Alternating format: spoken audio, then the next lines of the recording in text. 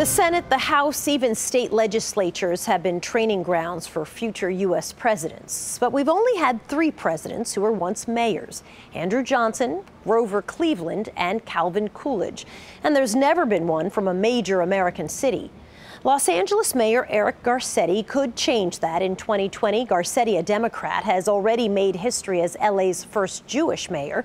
The mayor, however, has plenty of challenges right on his own doorstep, including tackling homelessness. Los Angeles has the largest number of homeless veterans in the country. I recently sat down with the mayor at LA's City Hall. Is it fair to say you're running to be president? No, not at all.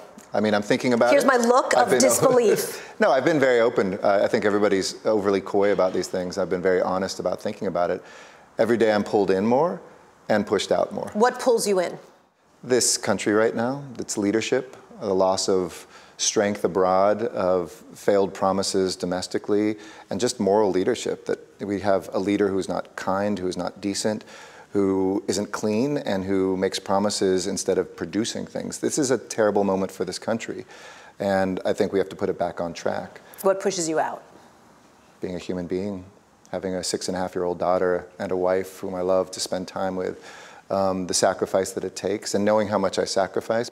But you've been to New Hampshire, you've been to Iowa. I'm sure that wasn't just for kicks. Oh no, and I haven't been coy about that. I mean, I think that if you're going to be serious about offering yourself to run the country, you have to actually go out there and talk to it, listen to it. And the nice thing about being a mayor is, while I'm a proud Democrat, a proud progressive Democrat, I ran as Eric Garcetti, not as Eric Garcetti Democrat or Eric Garcetti Republican. We've let the media paint maps, one color or another, and we've absorbed them as if there aren't real people there anymore. There's just colors.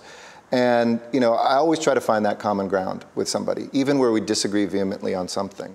Well, let's take immigration, because I think the nation's pretty polarized. Common ground maybe on the DACA recipients, but actually, if you look at polling, people divide along party lines, right? 81% of Republicans say they think the president's take and strategy on immigration is great. And like 84% of Democrats say it's insane. Yep. So they're completely polarized. You are the son of a Mexican immigrant, so you probably have a very grandson. You probably have a very interesting perspective on immigration. Here in Los Angeles, I'm too pro-family to let families get split apart. Here in the second biggest city in America, I'm too pro-economy to say to 61% of our entrepreneurs, because immigrants are 61% of our Main Street business owners, that they should get out of here.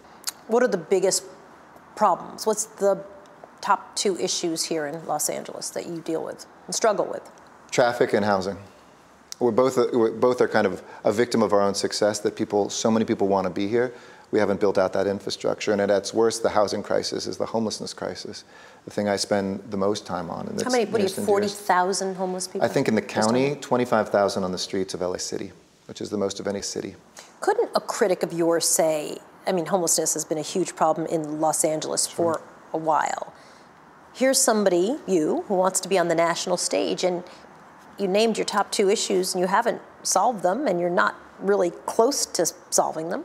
So maybe you're not ready. Well, I'm sure my critics would, but I'm not concerned with my critics. I'm passionate about both those issues. Maybe even your Democratic supporters would say the same thing. Well, I govern kind of thinking 20 to 25 years down the line. I want to be a father, maybe even a grandfather in the city, so that I set in motion what ended homelessness. No one's ever been a candidate who was a mayor who went to the White House, ever. Yep. So the odds of that are very slim then. Or do you think that Donald Trump, in some weird way, coming through the way he has, resets the paradigm of what is possible? I think you can only be who you are. LA is That's bigger such than a political 23. non-answer. No, I think LA is bigger than 23 states. If I was a governor of a state, you know, nobody could be president from a small state. And then Jimmy Carter and Bill Clinton got elected. Nobody African-American got elected president.